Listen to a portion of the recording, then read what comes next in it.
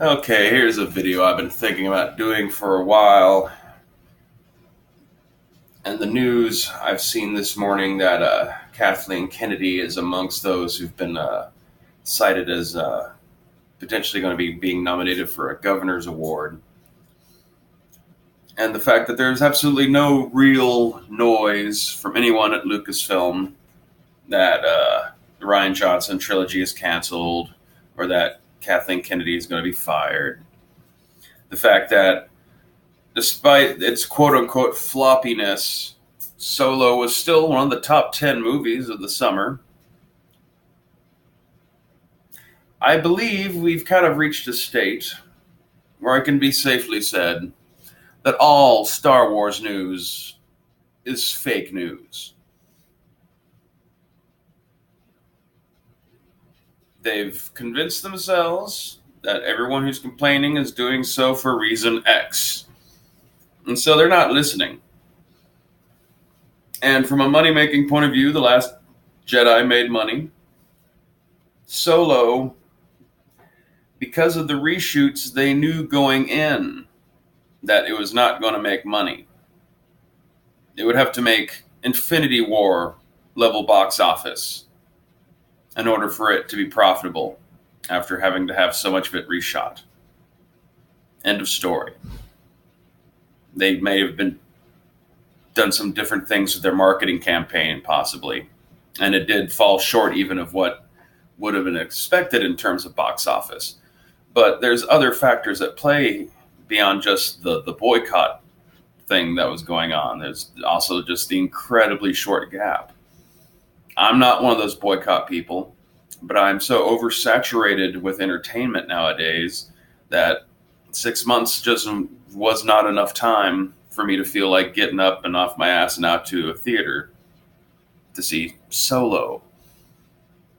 No one really wanted that in the first place. People want to see the adventures of a young Han Solo. Well, we want a young Harrison Ford. And since that's impossible, they just should not have bothered to make it. They could have gotten away with a young Obi-Wan movie because we already have established in our heads of Ewan McGregor as Obi-Wan. So we don't need to be able to travel back in time to find Alec Guinness and bring him forward into the present. And Boba Fett could have been done fairly easily because of the character being helmeted. You can either just leave the helmet on and just put whoever the hell you want in the suit if you don't want to have to be super dependent on the established look of Jango Fett and the clone troopers. Or you could have cast someone who is near enough in appearance but a bit more quality of an actor and a badass, like the guy who played Crixus on the Spartacus TV show. I can't remember his name off the top of my head. God damn it! But Solo was doomed, and they knew it. They're able to do math. Solo is kind of written off in a way as a loss because it still helps build the brand. They'll still be able to have other products that can kind of rest upon it, so to speak. Still draw material from it. They really should have pimped out the fact that Darth Maul was going to be in that movie. I think that would have helped actually a lot. And maybe they should have expanded the amount of Darth Mauliness in that movie in retrospect. I still haven't gotten around to seeing it. I'm waiting for it to be out on video at a time when I have money. So, everything that geeks and gamers and Ethan Van Sciver and world-class bullshitters, I mean, early on they might have been right about a few things, and there is something to be said about the fact that there is a group of fans who are dissatisfied with the product and are being dismissed and swept in as just being toxic fandom.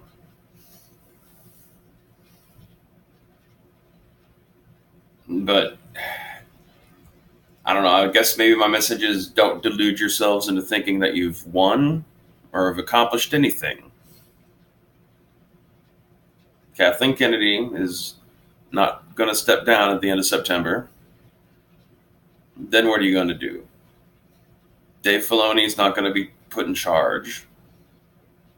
Not really entirely sure. I mean, just because Clone Wars and Rebels were consistently good, I mean, there's a lot of stuff that goes into making those things. It's hard to just pin it all on one person.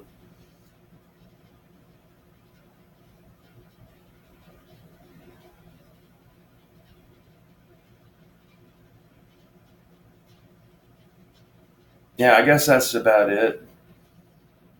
Don't trust any Star Wars news that you hear about anything from anyone on YouTube.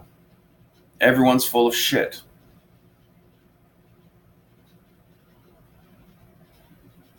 I wouldn't even trust the print magazines or the online magazines. Unless it's a specific press release from Lucasfilm or Disney, or maybe some sort of association of their shareholders or something in some sort of extreme circumstance. Unless it's from one of those sources, don't believe it. It's all hype and clickbait. Just like this video.